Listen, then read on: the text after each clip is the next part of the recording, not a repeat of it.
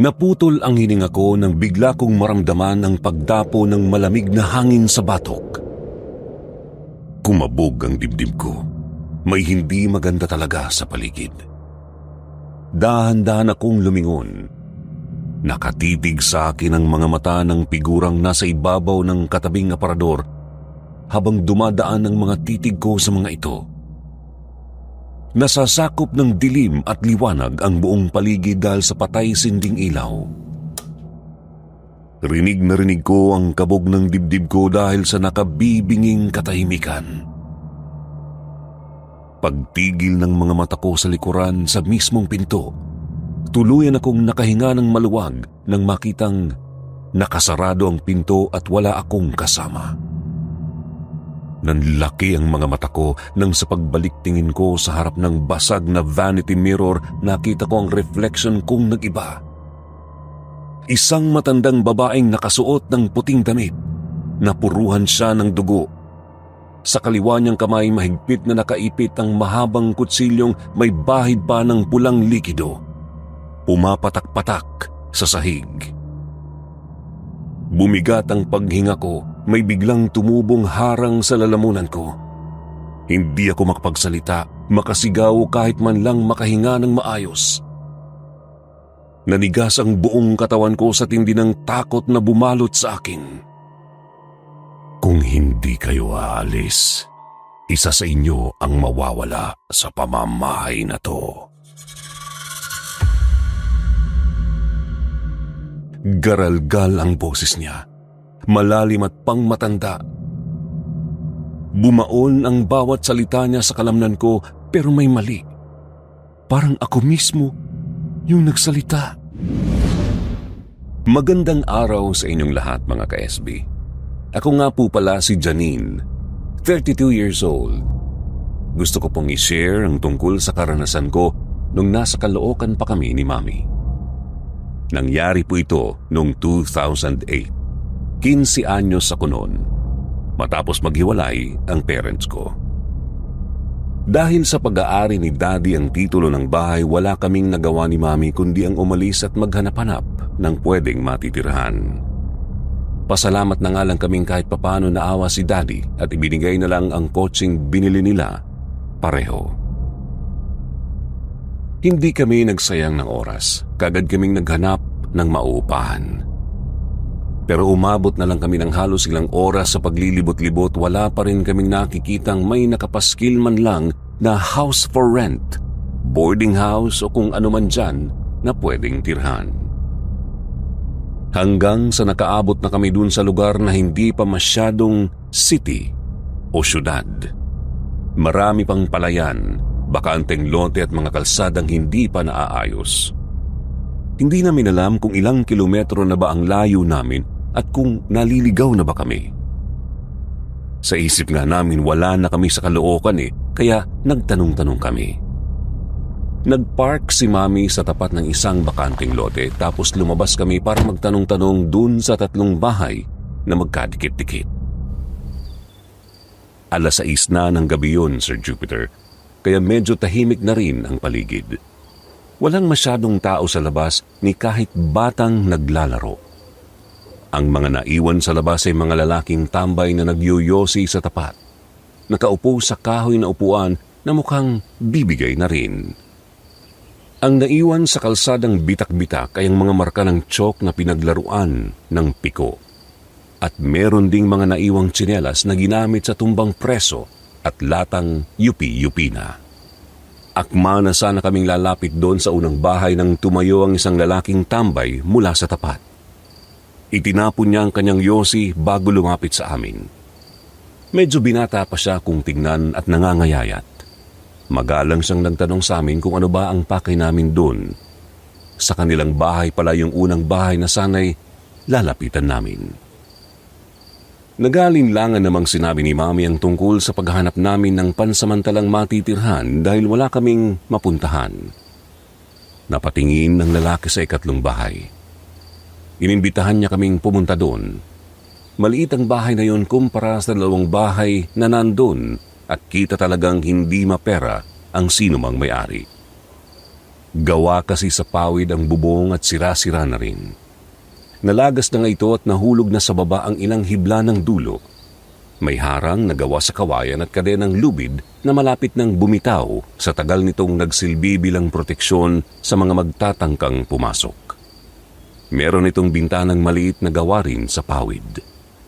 Nakalutang ang bahay dahil sa 4 na paa nito sa ilalim. Luma na ang kahoy na hagdan. Tingin ko nga kung kami ni Mami ang aakyat doon, siguradong babagsak. Matapos ang ilang beses na katok at pagsigaw ng kasama namin, sa wakas ay narinig namin ang pag-ungot ng kawayang sahig. Kasunod nito ang ingay ng 2 kawayang nagkiskis at umungot. Lumabas ang isang matandang babae, may daladalang lampara. Puti ang mahabang buhok niya na nakatali sa likod. Kitang-kita ang mga ngiping pantay-pantay sa ngiti. Malamlam ang mga mata pero nangangayayat. Nakasuot siya ng mahaba at puting palda na may floral designs na kulay blue. At nakasuot naman siya ng t-shirt na orange. Nag-uugod-ugod siyang lumapit sa amin at pinagbuksan kami ng gate. Pinapasok niya kami bago nagtanong kung ano ang pakay namin sa kanya. Isinalaysay naman ng lalaki kung ano bang kailangan namin. Nagliwanag ang mukha niya nang marinig ang tungkol sa paghahanap namin ng mauupahang bahay. Yun pala, meron siyang bahay na matagal nang nakatiwangwang. Walang kahit sinong gustong magrenta rito sa hindi maipaliwanag na dahilan. Actually, nung sinabi niya yun, napatingin ako kay Mami. Napalunok ako pero si Mami hindi niya kasi nagets ang ibig kong sabihin. At dahil alam kong stress na siya that time, hindi na lang ako nagsalita. Lumabas kami ng bahay, sumakay ng kotse. Front seat si Manang Tunying kasi siya naman ang magtuturo. Tapos ako naman ang nasa backseat. Hindi na sumama sa amin ang lalaking tumulong dahil wala na kaming espasyo sa likod sa dami ng gamit. Dumaan pa kami sa mga hindi mabahay na bahagi hanggang sa nakarating kami sa malawak na palayan. Tapos may bahay na nasa gitna. Puti ang bahay at medyo maliit ito sa paningin namin. Medyo may kalayuan siya dun sa kalsada, as in napapalibutan ng palayan kasi yung bahay. Natuyo na ang mga tanim at lupa. Dumaan kami sa makitid na daan na gawa sa tinambak na lupa at pinatigas. Doon ko lang nakita ang nakatayong scarecrow sa bandang gilid ng bahay sa likod. Nakapilig ang ulo nito. Ang 2 nakainat na kamay na gawa sa mga mahabang dahon, butas-butas na ang damit at ang sombrerong gawa sa buri. Nanindig ang balahibo ko nang biglang humuni ang uwak. Lumapit kami doon sa bahay. Luma na pala ito. Sabi ni Manang Tunying, halos 5 taon na rin itong napabayaan. Umalis na kasi ang anak niyang dating nakatira rito. Gaya ng bahay ni Manang Tunying, nakalutang din ito. Nakahawak ang 4 na sementadong estante sa ilalim. Tipikal ang laki nitong pangmaliit na pamilya. Gawa sa kahoy ang kabila at meron namang parteng konkreto. Pininturahan ang kabuuan ng puti. Kakaiba na ang amoy nito. Maalimuom dahil sa tagal nitong napabayaan sa tag-araw at tagulan.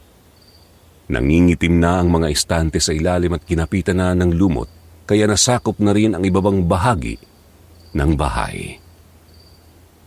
Kinakalawang na yero ang bubong. May butas-butas ang mga gilid. 2 bintanang medyo malaki. Gawa sa kapis ang mga ito. Basag na ang iba kaya nakikita na ang madilim na loob. Bago magpinto, meron pang maliit na balkonahe sa labas at hanggang 3 baitang na hagdan. Kahoy din ito, pero mukhang matibay pa naman. Sa balkonahe merong sirang metal na upuan. Kinalawang na ito. Nakakatakot siya kung tutuusin kasi pakiramdam ko may nakaupo doon at nakatingin sa amin. Sabi ni Manang Tunying, binibenta niya ang bahay. 30,000 pesos. Kasama na nito ang buong lote. Nagulat kami ni Mami. Napatanong kami kung bakit napakamura ng offer niya.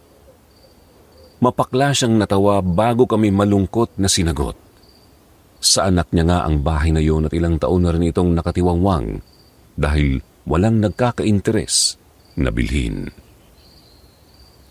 Nagkaroon ng agreement sina Mami at Manang Tunying bago kami pumasok sa loob. Sinalubong kami ng amoy alikabok at kalawang pagbukas namin ng pinto. Napakadilim talaga. Walang kuryente pa dahil pinutulan na rin noon pa. Tanging flashlight lang talaga ang gamit namin sa pag-observe ng nasa loob. Sinalubong ang mga mata namin ng isang mahabang mesa na pinakinis ng varnish pero dahil sa katagalan ng panahon, nag-fade na ang kintab nito. Kinain na rin ng anay ang bandang ilalim. Napansin ko naman ang malaking hiwa sa isang paa, mukhang malaking itak ang itinaga rito. May crack din ang ibang mga paa nito. Ang mga upuan gawa sa malalaking kawayan. Ganun din, may varnish ito pero kupas na. 5 ang nakaharap sa mesa, habang ang isa naman na nasa bandang kanan nakaharap ito patalikod. Natigilan ako nang makita ang pulang likidong nasa upuan noon. Mukha itong bagong pataklang. Tinutukan ko ng flashlight ang kisame.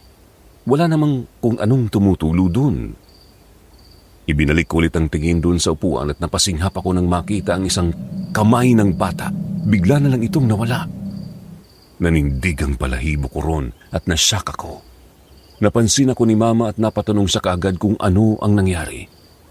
Hindi ko sinabi sa kanya ang tungkol sa nakita ko. Nagpatuloy kami sa pagtingin-tingin ng mga gamit sa loob. Meron dong vanity mirror na nasa labas siya katabi ng hagdan na ilang balitang lang ang taas. Basag ang salamin.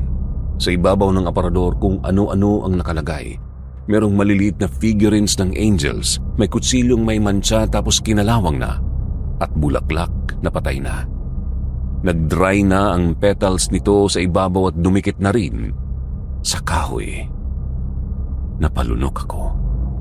Mukhang may something talaga sa bahay na to. Nang akma ko na sanang hihilain ang handle ng drawer, nagulat ako nang biglang may kamay na pumatong sa balikat ko.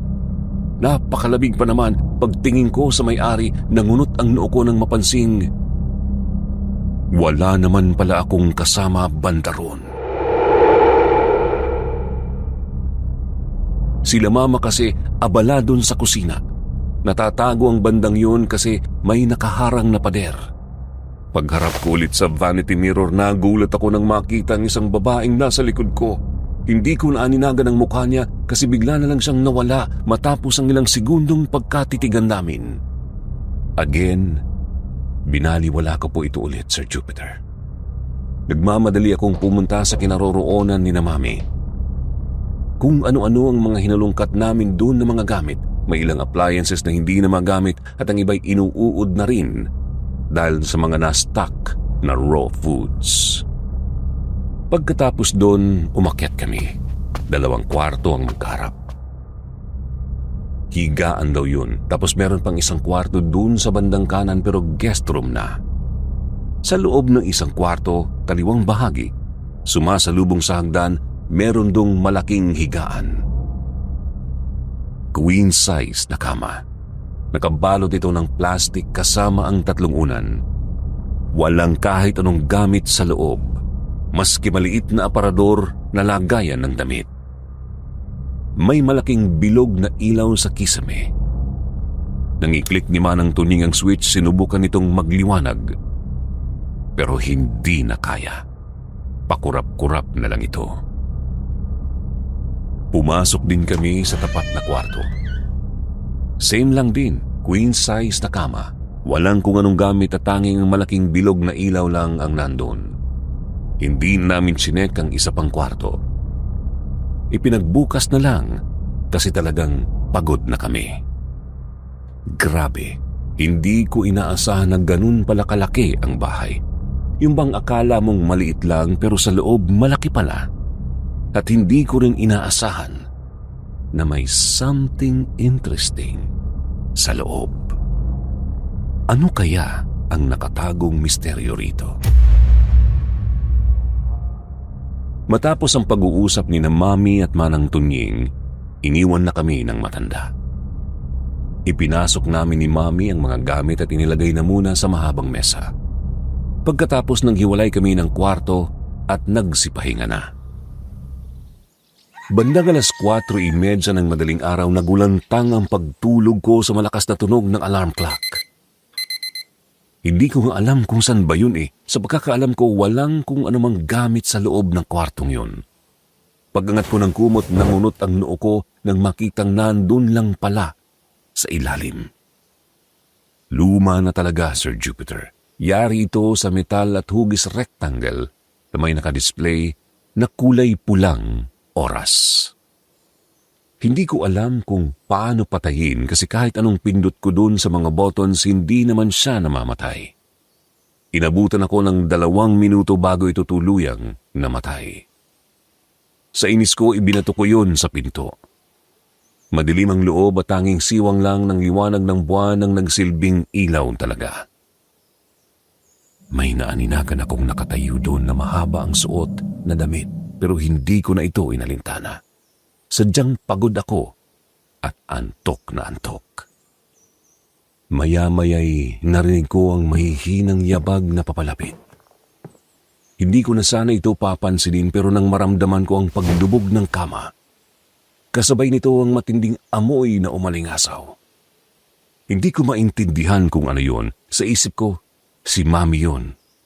Ang unusual na tubami siya sa akin sa pagtulog pero sa pagkakaalala ko, may times na hindi talaga siya nakakapagpahinga ng maayos sa ibang bahay.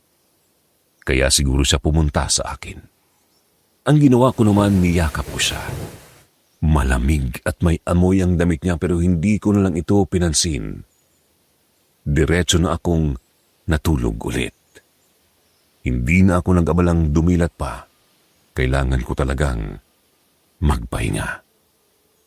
Kinabukasan paggising ko, laking gulat ko na lang nang makitang may yakap na akong teddy bear. Kaagad akong bumitaw rito. Napabangon at tinadyakan palayo sa akin.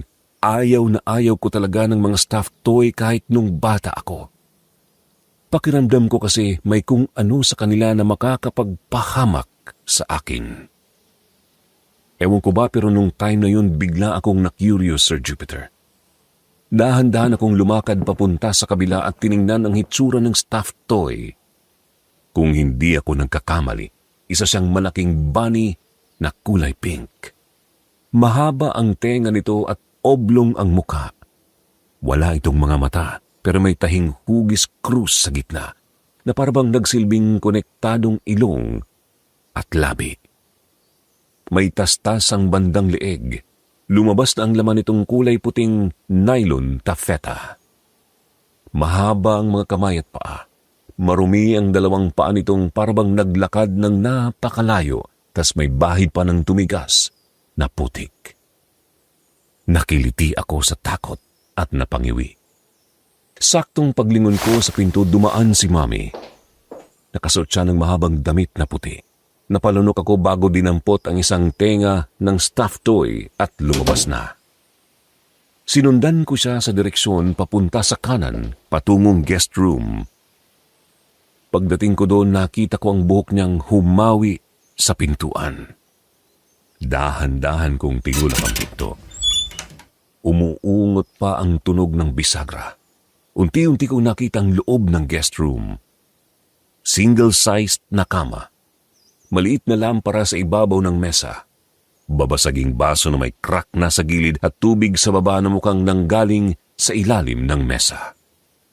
Nang tuluyang bumukas ang pinto, hindi ko nakita si Mami. Bagkus bumungad ang ilang picture frame na nakasabit sa dingding. Pumasok ako. Inisa-isa ko ang pictures na nandun. Yung nasa taas na bahagi, isang babaeng nasa 50s. Nakasuot siya ng long sleeves na diretso. May butones sa gitna. May sinturong nakapulupot sa bewang niya na ang disenyo ay malaking bilog. Kulot ang buhok niyang nakalugay hanggang sa balikat. Charming ang mga mata at ngiti niya. Hindi kita ang ngipin pero genuine. Nakasandal siya patagilid sa isang kotseng nakaparada. Black and white ang picture, Sir Jupiter. Sa bandang kaliwa, sa gilid, meron ding lalaking nakasuot ng pormal. Nakangiti siya at naka-thumbs up sa camera. Pansin kong yun lang ang may basag at doon pa mismo sa mukha niya, kaya hindi ko nakita ang itsura. Sa kabila naman, batang babae na siguro nasa 10 years old. Hindi ko masyadong maaninagan ang mukha niya kasi kinain na ng amag ang buong picture. Tapos sa gitna, linya mismo nung sa unang picture ng babae, picture naman ng isang bahay. Itong bahay mismo. Mukhang hindi naman talaga ito guest room. Mukhang kwarto nga talaga. Lumabas ako ng kwarto at akma na sanang bababa ng hagdan pero nakasalubong ko si Mami. Pareho kaming nagulat sa presensya ng isa't isa. Pareho kaming napaturo sa isa't isa at nagtanong kung ano ang ginagawa namin dun. Natawa kami pareho tapos sumeryoso ulit. Siya na muna ang nagtanong sa akin kung ano ba ang ginagawa ko doon, nakita pa lang niya akong pumasok sa banyo. Kunot naman ang noo kong sinabi sa kanyang nakita ko rin siyang dumaan sa kwarto ko at pumasok sa guest room. Pareho kaming nagtaka sa naging presensya namin sa isa't isa. Pero hindi na namin inintindi yun. Tinawanan na lang namin. Kaso, may halong pangamba ang tawa ko, Sir Jupiter. May something talaga sa bahay na to. Nasisiguro ko lang. Dumagdag pa ang takot sa loob ko nang mapansin ni Mami ang hawak kong stuffed toy. Takang nagtanong siya kung sa akin galing yun at kung sino ang nagbigay. Kunot ang noo kong tumawa. Tumingin sa kanya nang may pag-aalanganin. Di ba Mami, ikaw naman ang naglagay nito dun sa bed ko? Tinabihan mo nga ako kaninang madaling araw Nawala ang ngiti ni Mami. Napalitan ito ng pamumutla at pagkatakot bigla. Dahan-dahan siyang umiling. Nag-aalinlang ang sinabi sa aking hindi siya lumabas ng kwarto hanggang 6:00 ng umaga dahil mahimbing na mahimbing ang tulog niya. Sinilip niya ako kanina pagkagising niya pero wala siyang nakitang stuffed toy na nasa ibabaw ng kama ko. Nabitawan ko ang stuffed toy sa takot. Napapalunok akong napatingin dito. Ang creepy talaga. Si Mami na lang mismo ang pinatapon ko ng stuffed toy kasi hindi ko talaga kayang damputin ulit yun. Tawang-tawa pa si Mami na dinampot ito at bumaba kami pareho. Sinamahan ko siya sa bandang likod ng bahay para itapon yun. Bali, merong mahabang kahoy na aapakan namin pababa para makapunta kami sa tapunan. Kaya sinamahan ko talaga si Mami kasi pareho kaming hindi sanay sa ganong klaseng daan. Ang babang bahagi kasi nito, malawak na tubig na hindi ko alam kung malalim ba. Pagtingin ko sa malayo, ang scarecrow ang tumambad sa akin. May uwak sa ibabaw ng sombrerong gawa sa buri. Nagulat ako nang bigla na lang itong humuni bago lumipad palayo. Napahimas ako sa braso ko nang wala sa oras. Tapos dali-dali rin akong pumasok nang makalapit si Mami. Kumain kami ng almusal at ng kwentuhan tungkol kay Daddy. Kahit papano naibsan ang pakiramdam ko. Nung bandang tanghali na, iniwan ako ni Mami na mag-isa dun sa bahay kasi pinuntahan niya si Manang Tunying. Nag-decide siyang kukunin na lang agad-agad ang bahay pero huhulog-hulugan niya ito. Dahil sa kailangan kong i-divert ang utak ko sa pag-overthink tungkol sa mga problema at tungkol sa kung ano ang meron sa bahay na yon, ako na mismo ang nagsimulang naglinis ng kusina. Sa dami ng basura talagang nawala sa isip ko ang kaninang mga bumabagabag na bagay. Nang itatapon ko na sana ang sako ng basura doon sa likod ng bahay, napansin kong may dumaan na babae na mukhang pareho kay Mami ang pangangatawan. May kalayuan pa ako dun sa pinto kasi kalalabas ko lang ng kusina. Hindi talaga ako pwedeng magkamali. Si Mami talaga yun. Naalala ko na naman ang tungkol kaninang umaga. Umirap ako sa hangin at napakamot sa ulo. Kung ano-ano na naman ang pumapasok sa isip ko. Tinatakot ko lang masyado ang sarili ko. Padabog kong dinampot ang basura at lumabas na. Itinapon ko ang basura pero hindi ko maiwasang hindi makaramdam ng kakaiba. Mabigat na hindi ko maintindihan. Andun din ang pakiramdam na may ibang taong nakatingin mula dun sa bahay mismo. Sa pinto, para bang binabantayan kung ano ang gagawin ko sa susunod. Laking gulat ko na lang nang marinig ang malakas na kalabog sa loob. Dali-dali naman akong pumasok. Muntikan pang mahulog doon sa kahoy dahil sa pagmamadali. Nang makapasok sa kusina, dire-diretso kong tinungo ang sa labas na parte kung saan ko narinig ang malakas na pagkabasag na yun. Mukhang salamin. Nang tiningnan ko naman ang vanity mirror, wala namang nagbago. Yun lang talaga ang alam kong babasagin sa loob ng bahay. Pasimple ko namang tiningnan ang taas, pero tingin pa lang talaga may something na. Kaya hindi na ako tumuloy. Hindi ko rin naiwasang mapatingin sa vanity mirror. Nanlaki ang mga mata ko nang makita ang isang babaeng nakaputi, walang mukha at hindi ko alam kung saan yun nakapwesto. Walang atrasan, diretso na akong lumabas. Malakas kong isinara ang pinto at napahinto sa bandang balkonahe. Habol-habol ko ang hininga kahit hindi naman sobrang layo ng tinakbo ko. Ang nakapagpakabog ng matindi sa dibdib ko ay ang matinding takot na sumakop sa akin. Nanginig ang buong kalamnan ko, walang taong dumaraan. Ako lang mag-isa doon, ni kahit ang kotse ni Mami wala doon sa kalsada. Wala akong nagawa kundi ang tumunganga ron, magpanik mag-isa at antayin si Mami. Napaiyak na lang ako at hindi magawang makabitaw sa railings na kahoy. Ilang saglit lang nakita ko ang kotse ni Mami. Dali-dali akong bumaba at sinalubong siya. Pagkalapit ko sa bintana ng driver's seat, mangiyak-ngiyak akong kumatok. Dali-dali namang ibinaba ni Mami ang bintana at tinanong ako kung ano ang nangyari. Isinalaysay ko sa kanya ang tungkol sa nakita ko. Walang may nasabi si Mami. Dali-dali niyang binuksan ang pinto at lumabas. Niyakap ako ng mahigpit. Pinakalma niya ako, kaso hindi mawala-wala sa utak ko ang hitsura ng babaeng yun na nasa vanity mirror. Sino ba yun? Bakit siya nandun? Ano kaya ang pakay niya sa amin? Nag-aalinlang ang dumiretso ng bahay, nanginginig pa rin ako. Pero hindi naman ako pinabayaan ni Mami. Yakap-yakap niya akong binuksan ang pinto. Nanindig ang balahibo ko sa ungot ng bisagra habang binubuksan ito. Tumambad ulit ang mahabang mesa sa harap namin.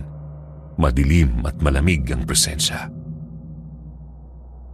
Kinomfort ako ni Mami na walang ibang taong nasa loob. Guni-guni ko lang ang lahat ng yon. Baka siguro sa pagod.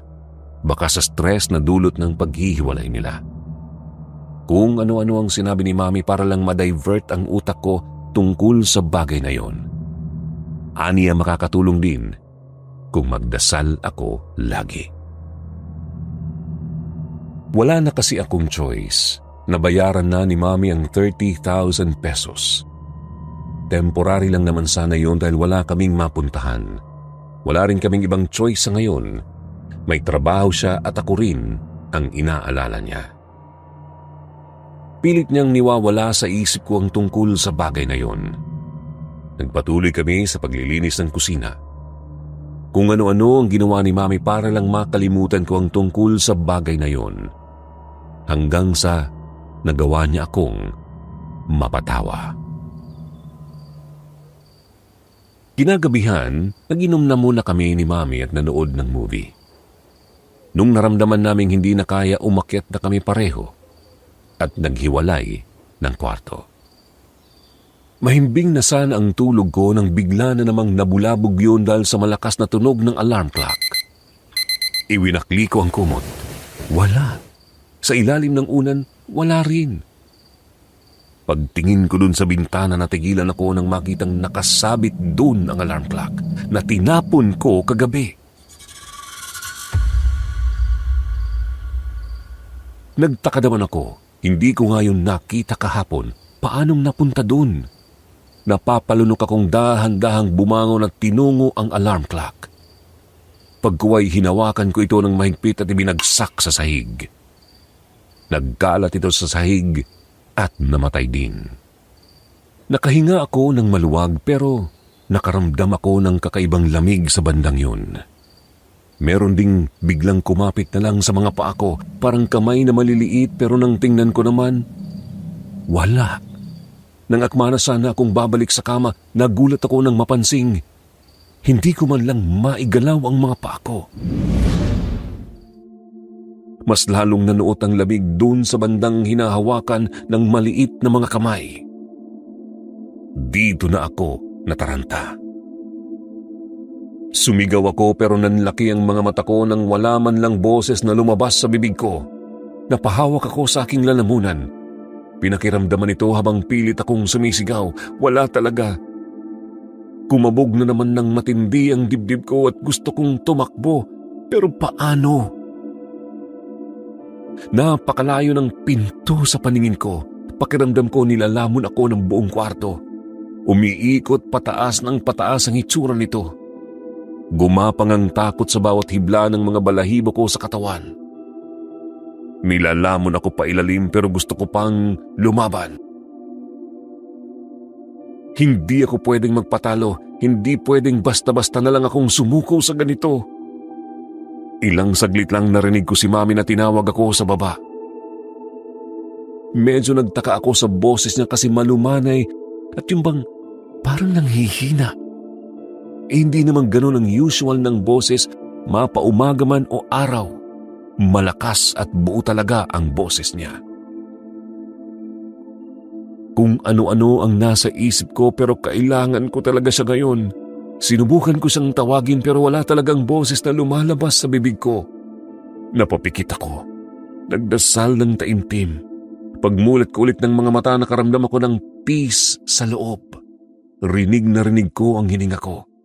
Nawala ang lamig sa mga paa at nagawa ko na rin itong igalaw.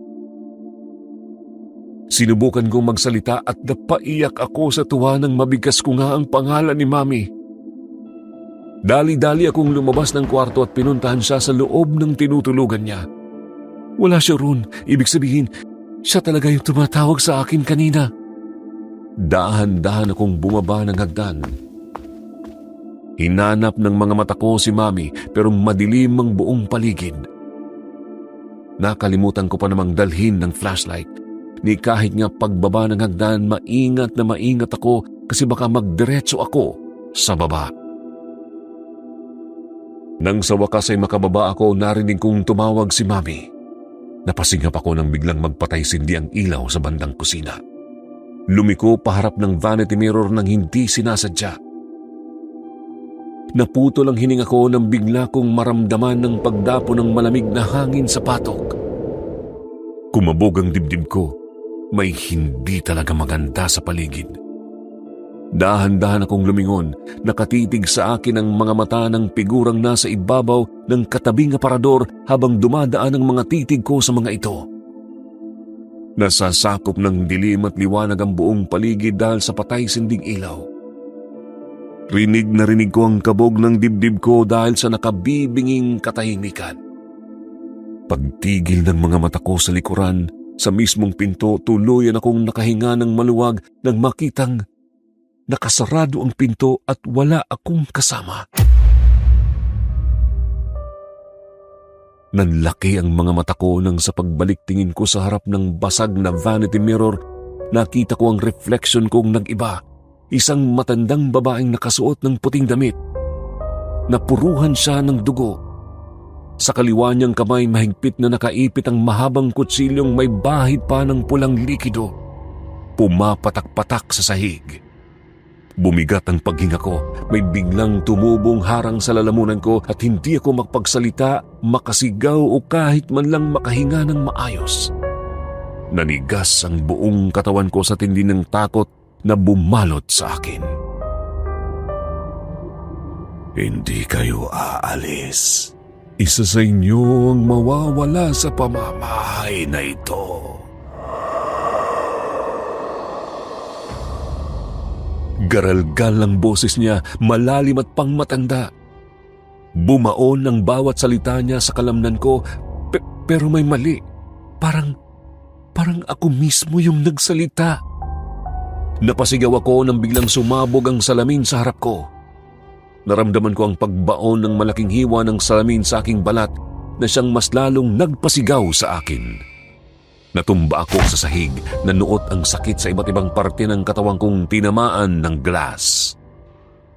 Narinig ko ang mabilis na paggalaw ng sahig at pagtawag ni Mami. Ilang saglit lang nagliwanag ang buong paligid. Pinilit kong imulat ang mga mata ko. Malabo at sumasayaw ang paligid. Nag-echo ang boses ni Mami sa tenga ko. Ilang saglit lang biglang lumitaw ang mukha niya sa paningin ko pero pakiramdam ko nag-slow-mo bigla ang lahat.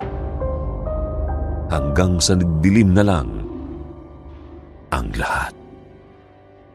Nang magising ako, puro puting kulay ang sumalubong sa akin. Kisame ng ward, dahan-dahan kong ibinaba ang mga tingin ko. Wala si Mami. Nasaan kaya siya? Nang obserbahan ko ang sarili, kita kong nakabandage ang halos buong dalawang braso ko. Hindi ko rin magawang galawin ang ulo ko kasi may nakaharang sa leeg. Ang mga paa naman namamanhid at hindi ko maramdaman. Kumabog na naman ang dibdib ko. Kung ano-ano ang sumasalubong sa isip ko. Isa pa kasi sa mga kinaayawan ko, Sir Jupiter, ay ospital. Nasa tapat pa naman ako ng pinto at nagigitna ako sa dalawang kortinang nakasara. May mga paa akong nakikita dun sa kabila pero wala naman akong naririnig na ingay. Pilit kong pinapakalma ang sarili ko. Sinasabing sinisiguro lang talaga ng mga katabi kong pasyente at relatives na hindi sila makakadistorbo ng ibang tao. Naputo lang takot ko nang bumukas ang pinto at iniluwal nito si Mami. Kasama ang isang nurse. Nang magkasalubong ang mga mata namin, kaagad niya akong nilapitan at niyakap. Tinanong niya ako kung kumusta ang pakiramdam ko at kung ano ba ang nangyari kanina. Bakit ko binasag ang vanity mirror? Nagsalubong ang kilay ko sa tanong niyang yun. Naiipit ang boses kong sinabi sa kanyang hindi ko binasag ang salamin. Kusa itong sumabog na animoy may bumagsak na kung ano. Hindi nagsalita si Mami. Tiningnan niya ang nurse at tumango rito. Inobserbahan ako ng nurse at inayos niya ang suwer ko. Pagkatapos, lumabas na rin siya. Humugot ng malalim na hininga si Mami. Hindi ko alam kung galit ba siya o ano. Ilang saglit lang bigla siyang tumayo at umalis. Nanghingi ako ng sorry sa kanya. Hindi siya sumagot. Ilang saglit kaming natahimik doon. Naagaw ng atensyon ko ang paang nasa kaliwang bandang kurtina. Nakasuot siya ng itim na pantalon, sapatos at lab coat. Hindi ko naman na sana ito papansinin, Sir Jupiter, pero naagaw nito ang atensyon ko nang biglang sumigaw ang hindi ko malaman kung pasyente ba o ano. Kahit masakit ang braso ko, nainat ko ito at itinuro kay Mami ang direksyon nito. Taka namang napatanong sa akin si Mami. Hindi na pala narinig ang narinig ko kaninang sigaw. Pagtingin ko ulit doon sa kaliwang parte, wala na yung kaninang doktor. Wala rin yung sigaw. Basta, tahimik na. Humugot ako ng malalim na hininga at sinubukang i-relax ang isip ko. Nag-request ako kay Mami ni hayaan na muna akong mag-isa dahil gusto kong matulog. Tumango naman siya bago lumabas. Unti-unti naman akong nahulog sa pagtulog. Maya-maya nakita ko ang sariling nasa loob ng kwarto ko. Panay ang practice ko ng kanta. Nakikivibe sa music nang madistract ako ng 3 katok na mahina. Kasunod dito ang boses na matinis. Tinawag ang pangalan ko. Inilapag ko naman sa kama ang headset at MP3 bago nagtungo sa pinto. Pagbukas ko nito, tumambad sa akin ang stuffed toy na rabbit na sa pagkakatanda ko, itinapon ni Mami. Pinulot ko ito at sinuring mabuti. Walang bahid ng kahit anong pagbabago sa itsura. Wala man lang nadagdag na kahit kaunting putik. Napatingin ako dun sa hagdan. Baka si Mami ang nagdala nun. Nang silipin ko naman ang kwarto niya, wala rin siya.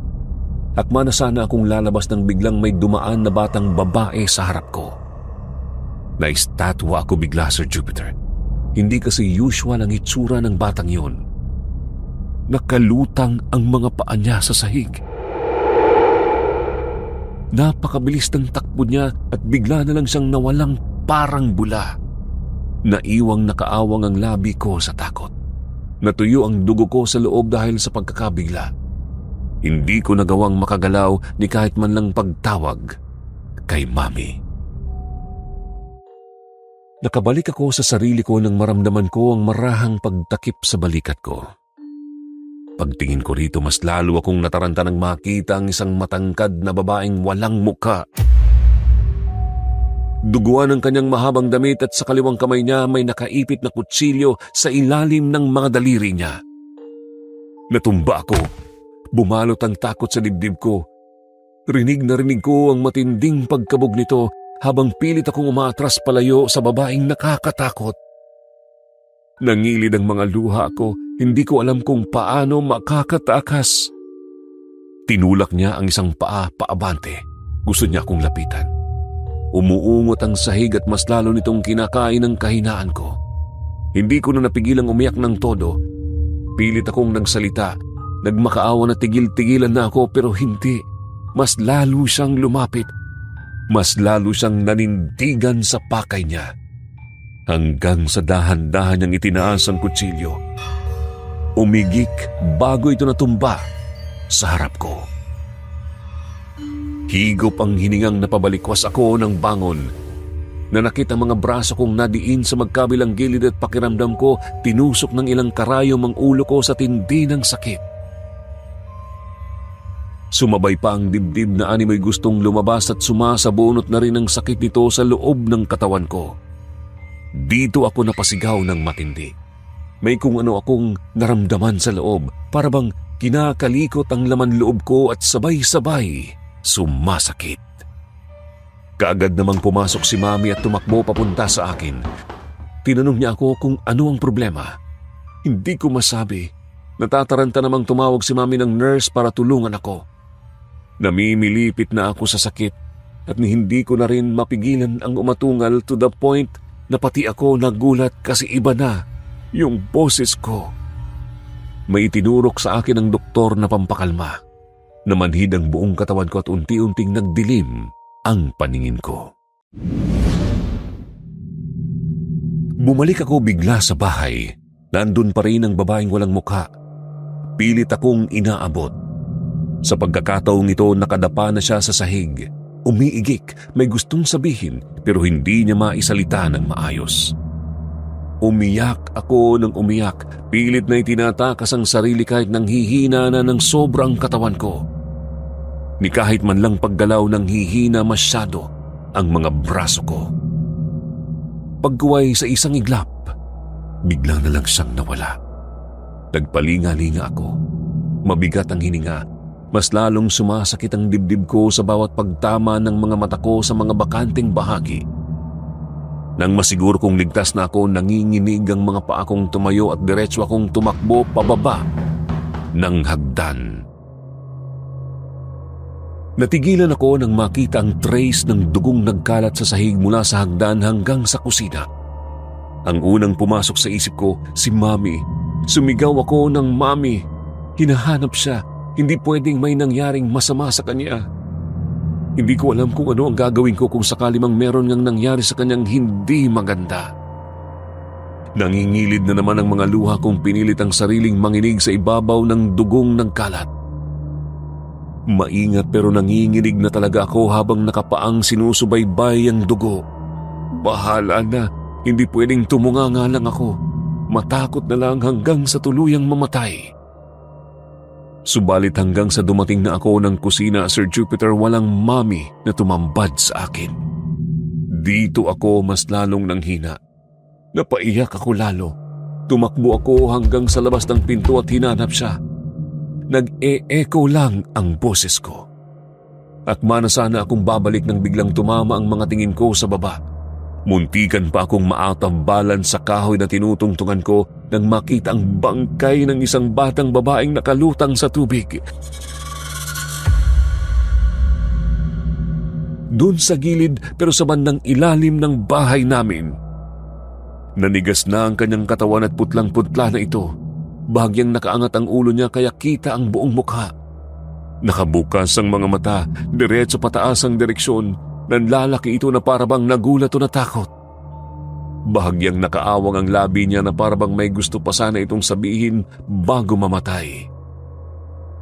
Nakadikit ang ilang hibla ng buhok niya sa pisngi at sa bumbunan nito. Kitang-kitang malaking hiwa to the point na halos kita na ang loob.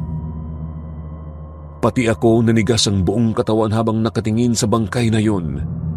Pamilyar na pamilyar ang itsura nito pero hindi ko alam kung saan ko nga ba siya nakita o nakilala. Gusto ko sanang sabihin sa sarili na panaginip lang ang lahat. Dapat ko itong makontrol, kaso hindi, Sir Jupiter. Hindi ko alam kung ilang minuto akong nanatili doon bago ako nakabalik sa sarili. Narinig ko ang tawag ni Mami. Nag-echo ito sa loob ng tenga ko pero hindi ko alam kung saan siya hahanapin. Panay ang tawag ko sa kanya pero pabalik-balik lang ang boses niya sa isip ko. Hanggang sa bigla na lang akong hinigop at bumalik ako ulit sa ospital. Hingal na hingal ako. Ang unang sumalubong sa mukha ko ay ang nag-aalalang si Mami. Katabi niya ang isang nurse. Kanina pa pala akong sinusubukang magising pero hindi ako nagre-respond. On at off ang monitoring ng cardiogram, kaya natakot si Mami. Sinuri pa ako ng doktor ng ilang beses. Paiba-iba ang resulta. Walang kung anong makitang maayos na talagang magpapadetermine kung ano ang nangyari sa akin. Matapos ang 2 araw, sakalang ako napakawalan. Pati si Mami na imbyerna sa trabaho. Hindi siya pumasok ni kahit pag-uwi ng bahay. Tahimik kaming nagbiyahe pa uwi. Wala sa hulog si Mami. Hindi niya talaga ako kinausap. Kahit anong tanong ko sa kanya para sana magbukas ng topic, matipid ang sagot niya. Pagdating namin sa parkingan ng sasakyan, malamig ang boses niyang inutusan akong bilisang bumaba. Dire-diretso lang siya hanggang sa dumating kami doon sa makitid na daan papuntang bahay. Kinakabahan na talaga ako sa aura niya. Iba rin kasi ang mga kilos niya. Mahina maglakad, dire-diretso, ni hindi man lang niya ako nililingon at wala rin siyang bit-bit na kahit ano. Kanina ko pa rin pansin na namumutla siya. Lubog ang mga mata at malaki ang eye bags. Dagdag pang namumutla rin ang labi niya. Nang makarating kami sa bahay, ako na mismong nagbukas ng pinto. Laking gulat ko na lang nang makita ang loob na sira-sira na ang mga gamit. Tumba na ang mahabang mesa, nabali ang isang paa nito at nagkalat naman ang debris sa baba. Hindi rin nalinis ang sumabog na vanity mirror. Ang ilang figurine sa ibabaw ng aparador nagkalat na sa baba. May ilang basag. Pero ang isa sa mga nagpatigil sa akin ng malala ay ang stuffed toy bunny na nasa hagdan. Nakaupo sa 3 baitang, nakasandal ang ulo sa railing at nakaharap sa amin. Paglingon ko kay Mami para ituro sana ang kinaroroonan ng stuffed toy, laking gulat ko na lang nang makita siyang nasa likuran ko pala. May hawak na malaking tipak ng salamin, nagdudugo ng nanginginig niyang nakayukom na kamao. Napaawang ang labi ko nang mapansing puro na puti ang mga mata niya, panay ang bulong niya ng kung ano-ano, hindi ko nga lang maintindihan. Kitang-kita ko ang panggigigil niya. Dahan-dahan niyang itinaas ang kamay na may hawak na kutsilyo. Hindi ako nakagalaw kaagad hanggang sa dumapo ang kamay niya sa bandang balikat ko. Napasigaw ako sa tindi ng sakit ng pagkatusok ng salamin dito. Natumba ako sa tindi ng sakit. Pagtingin ko kay Mama, kitang-kita ko ang satisfaction na gumuhit sa mukha niya habang nakatingin sa akin. Hindi siya nakontento. Nanlalaki ang mga mata pero walang makikitang itim. Nasisiyahan, ikinikiskis ang dila sa ngipin na itinaas niya ang mga kamay. Gigil na gigil siyang lumapit sa akin. Pilit akong inaabot. Panay ang ungol niya, gustong makuha ako ng buo. Alam na alam kong hindi yun ng nanay ko. May nangyayaring hindi maganda. Sinasapian siya ng masamang espiritu. Hindi ako nagpatalo sa kanya. Hawak-hawak ang brasong naliligo sa dugo. Pinilit kong makagapang palayo. Mabagal pero bahala na. Ang importante masubukan kong makalayo sa nakakatakot niyang ikinikilos. Pinilit kong makaiwas sa kanya. Mabagal pero kahit papaano nagagawa kong makaiwas. Mabagal din ang kilos niya. Hindi ko alam kung nakikita niya ba talaga ako. Bawat galaw niya may pag-iingat. Minabuti kong makarating hanggang sa pinto. Nahirapan akong makababa. Kinakailangan kong buhatin ang sarili ko para makababa ng maayos sa hagdan. Tinawag ako ni Mami mula sa loob. Hinahanap ako. Normal niya itong boses. Napaatras ako bigla.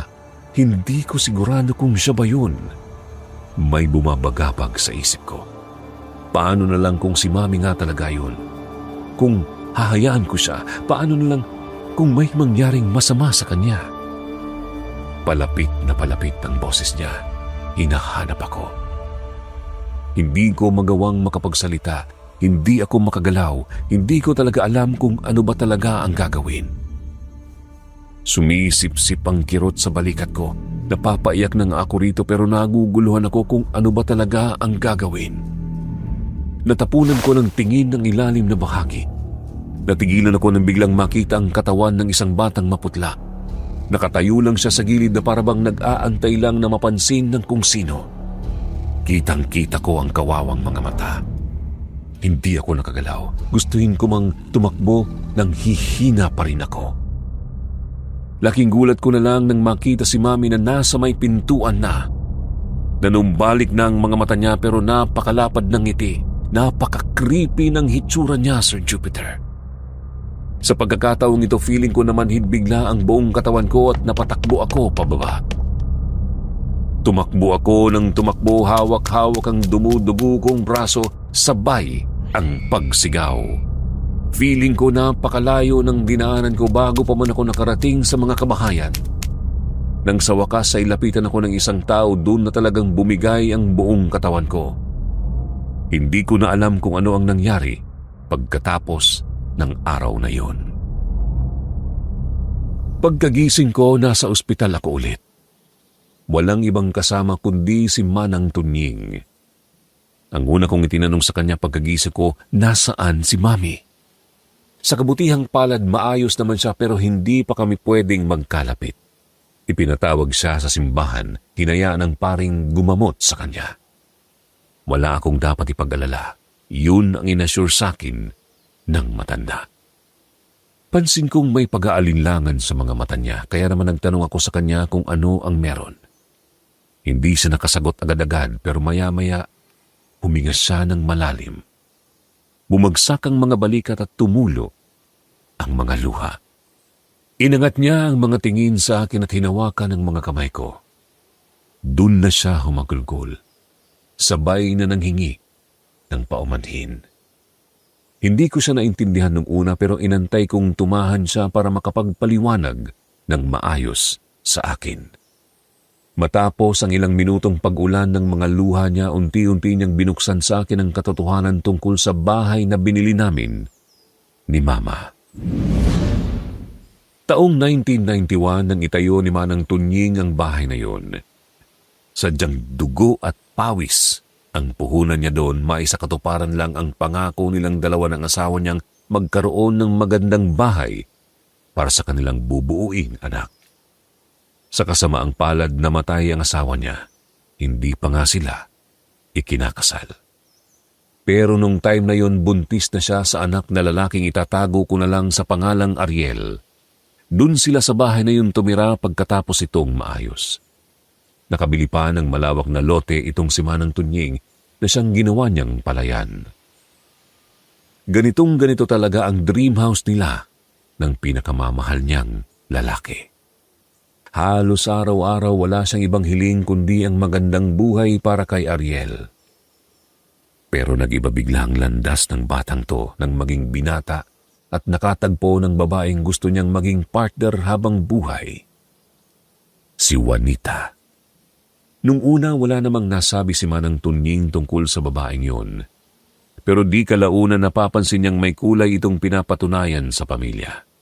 Kapag wala kasi si Ariel, bigla-biglang sumusulpot ang babaeng yun at kung ano-ano ang pinapagawa sa kanya na animoy kung sino. Walang respeto sa kanya, ni kahit simpleng bagay, hindi magawa. Sinubukan niya pang kausapin ang anak tungkol dito pero hindi siya nakinig. Dahil mahal niya nga ang anak, hinayaan niya talaga ito hanggang sa ikinasal na lang ang dalawa. Dahil walang kakayahang magbuntis ang babae, nag-adapt sila ng batang babae. Nasa 10 taong gulang. Itatago ko na lang siya sa pangalang Felita, Sir Jupiter. Unti-unti siyang napupuno tungkol sa asawa ng anak. May times pa naman na umaalis si Ariel at hindi ito bumabalik kaagad, kaya siya ang nadedehado sa rami ng reklamo ni Juanita. At kung utusan niya ang binan-animoy, isang katulong. Nagtiis ng nagtiis si Manang Tunying hanggang sa tumanda siya. Nakimkim na niya ang sama ng loob at lahat ng ito biglang namukadkad nung umalis si Ariel. Nung gabing yun, nagluluto siya ng hapunan, paborito ng naging apo nang biglang dumating si Juanita at kung ano-ano ang sinabi nito sa matanda. Pinagbintangan siya ng kung anong bagay na hindi niya na matandaan ngayon. Sa tindi ng galit, bigla na lang gumalaw ang kamay niya at sinabunutan ng babae. Nadampot niya ang isang kutsilyo at diretso na itong sinaksak. Inagaw ni Juanita ang kutsilyo at pilit itong makasaksak man lang pero hindi siya ng tagumpay. Nakakuha ulit ng pagkakataon si Manang Tunying na makakuha ng isa pang kutsilyo at ito ang ginamit niya para wakasan ang buhay ng manugang na babae. Hindi pa siya nakontento, kinaladkad niya ito papunta doon sa hagdan para ipakita sa apo nito kung gaano kasama ang nanay niya. Kung paanong dapat hindi siya sumama sa babaeng yon. Isinalita niya ang galit, ang pagsisisi at higit sa lahat, ang guilt sa loob niya. Kung paano niyang hinayaan na mabulag ang nag-iisang anak na lalaki. Namatay nga si Juanita, Sir Jupiter. Hawak niya ang unang kutsilyong nagsimulang kumitil sa buhay niya. Sa hagdan nandoon si Felita, nakayakap sa kanyang paboritong bunny stuffed toy, habang lihim na umiiyak. Nanginginig ang buong katawan ng bata at hindi ito halos makagalaw sa tindi ng takot na inabot niya sa nasaksihan. Nagdilim ang paningin ni Manang Tunying. Wala na siyang nakitang bata sa harapan. Galit na galit siya sa pamilyang yun. Nanlilisik ang mga mata niyang nilapitan ng bata. Umatras ito, mas lalong hinigpitan niya ang yakap sa bunny stuffed toy na parabang sa isip niya mapoprotektahan siya nito. Pero hindi siya binigyan ng pagkakataong makatakas. Hinablot siya ni Manang Tunying. Nahulog ang stuffed toy sa hagdan, kinaladkad niya ang bata at pinagsasaksak ito sa kusina. Hindi pa siya nakontento dahil sa panggigigil niya, kinaladkad niya pa ito palabas at itinulak sa tubig. Sumarado ang utak ni Manang Tunying. Nanginginig ang buong kalamnan niya sa pangyayari pero tulog ang konsensya niya. Ang pagmamakaawa ng batang nalulunod hindi nagpagalaw sa puso niya. Ang kanyang mukhang puno ng dugo, nagmamakaawang mga mata at masakit na palahaw hindi nagpagalaw kahit man lang daliri. Sa isip ni Manang Tunying, natapos na ang paghihirap niyang yun. Nagbihis siya na parabang wala lang nangyari. Sinunog niya ang damit sa likod ng bahay at itinapon ang stuffed toy.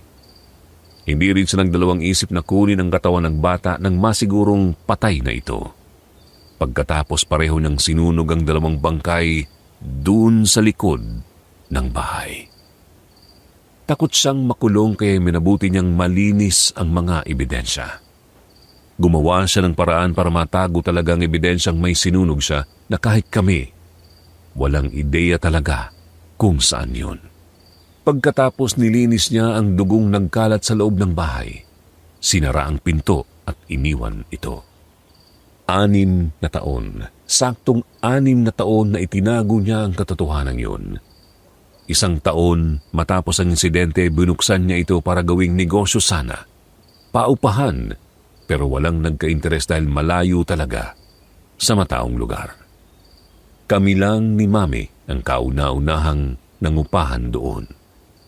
Pinagsamantalahan niya kami dahil wala kaming choice sa buhay. Napalunok ako matapos isalaysay ang lahat ng iyon ni Manang Tunying. Hindi ako makapaniwalang isang kriminal pala ang kausap ko. Bigla akong kinutuban tungkol kay Mami, baka kung ano ang nangyari sa kanya. Kahit masakit ang katawan, sinubukan kong tumakas kay Manang Tunying. Nagulat pa siya sa naging reaksyon ko. Napahawak sa braso ko para sa natigilan ako sa paggalaw, pero nabasa niya ang takot sa mukha ko. Dahan-dahan niya akong binitiwan. Napansin ko ang mapaklang ngiti sa mga mata niya. Yumuko siya at sinabing kung gusto kong magsabi sa pulis, handa naman siyang sumama. Hindi ako nakapagsalita. May tumubong bato bigla sa lalamunan ko. Wala sa sariling napatanong ako sa kanya kung nasan nga rin ba si Ariel. Ilang segundo siyang nakatungo bago nakasagot. Pinatay niya rin. Hindi na ako nagtanong kung paano, saan niya ito inilibing o itinago. Masakit na sa akin ang marinig tungkol doon. Nabuhay ang dugo ko nang bumukas ang pinto at tumambad si Mami. Pasa-pasa ang kanyang mukha at medyo namamaga pero nasa ayos naman ang kalagayan niya. Nakaupo siya sa wheelchair, hawak-hawak ng nurse ang tubo ng oxygen. Nawala bigla ang pakiramdam kong kirot sa braso. Diretso akong tumalon mula sa higaan, tumakbo papunta sa kanya at niyakap siya ng mahigpit. Nanghingi ng tawad si Mami sa akin dahil sa ginawa niya. Umiling ako, alam ko kung sino ang may kagagawan noon. Isang kaluluwang hindi matahimik dahil sa isang taong purong galit ang nasa loob. Naabutan pa kami ng ilang araw sa loob ng ospital sa pagpapagaling. Si Manang Tunying naman, isinuko niya ang sarili sa kapulisan. Magmula noon wala na kaming naging balita sa kanya. Hindi na rin kami bumalik sa bahay na yun ni kahit pagkuha ng mga gamit.